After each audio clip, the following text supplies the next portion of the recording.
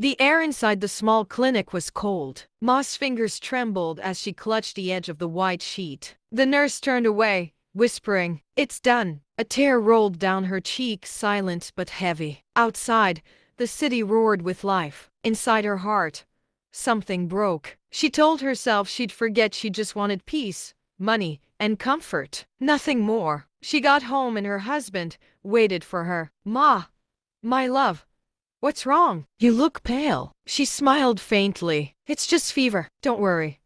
I'll be fine."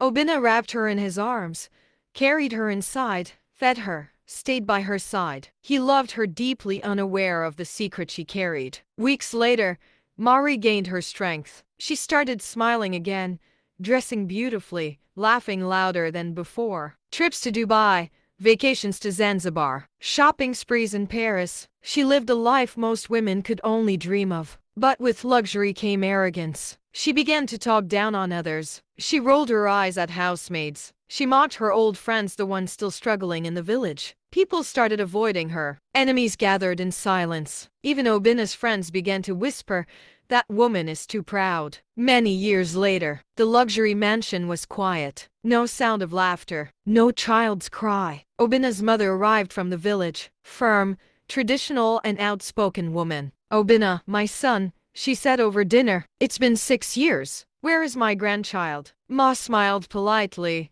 sipping her wine. "Mama, it's God that gives children." Mama's eyes narrowed. "I know, but even God needs effort. Or are you hiding something?" Obinna stepped in. "Mama, please, don't start." But the seed of suspicion had been planted. Late that night, Ma passed by the hallway. She froze. Obinna's voice, his mother's whisper. "My son, listen to me," Mama said. "Get another wife. This woman cannot give you a child. You are wasting your youth." "Mama, stop it." "I love Ma. Love won't give me grandchildren." 6 years, Obinna. 6 years. Tears filled Ma's eyes. She pressed her hand against the wall, sliding down quietly as her world broke apart. That night, she cried until her body ached. Days later, she pretended all was fine. "Obinna," she asked softly, "do you want a child?" "Of course," he said, "but I know it will happen in God's time." She smiled faintly,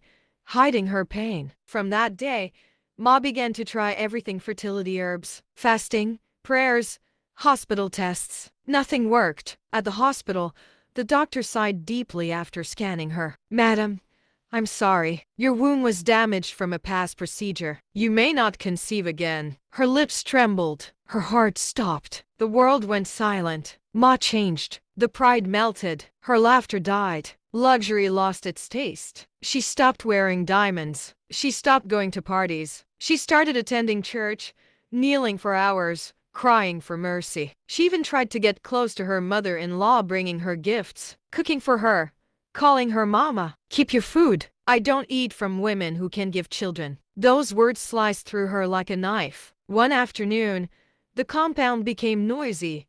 Drums, singing. Ma rushed out only to see a young woman stepping out of a car with Mama by her side. "Mama, who is this?" she asked. Mama smiled proudly. "Your husband's new wife. A real woman who will give me grandchildren." Ma's heart shattered. "Obinna, you allowed this?" Obinna clenched his jaw. "Mama, please stop this madness." But it was too late. The girl was already in the house, cooking, cleaning, serving, smiling. And within months, she became pregnant. Mama danced around the house. Finally, a woman who can bear fruit. "Obinna, you are a man indeed." Ma watched from the stairs, tears rolling down her face. Every sound of laughter from that house stabbed her deeper. The house that once echoed with her laughter became her prison. She sat alone, staring at the walls, remembering the day in the clinic, the decision that changed her life forever. "If only I knew," she whispered. "If only I waited." The designer bags, the gold chains,